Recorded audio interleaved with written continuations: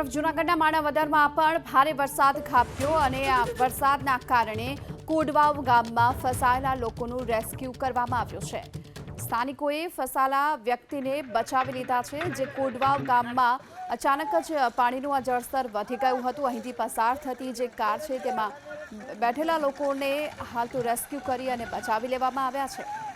કોડવાવ ગામમાં પાણીમાં ફસાયેલા લોકોનું આ રેસ્ક્યુ કરવામાં આવ્યું છે। સ્થાનિકોએ અહીં જે કાર છે તેને ટ્રેક્ટરની મદદથી બહાર ખેંચી હતી અને અંદર ફસાયેલા લોકોનું રેસ્ક્યુ કર્યું છે।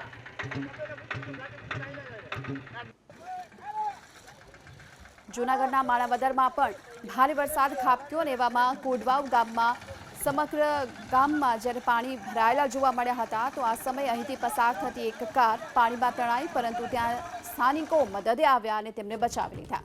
બીજી તરફ ગિરનાર પર્વત વિસ્તારમાં હાલ તો ધોધમાર વરસાદની શરૂઆત થઈ ચૂકી છે।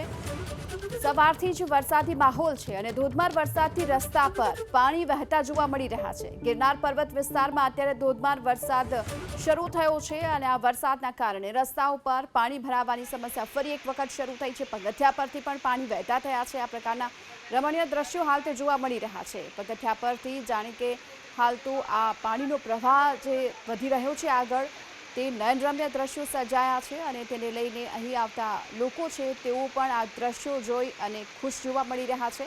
ધોધમાર વરસાદથી રસ્તા પર પાણી વહેતા થયા છે। પગથિયા પરથી અત્યારે પાણી વહેતા જોવા મળી રહ્યા છે।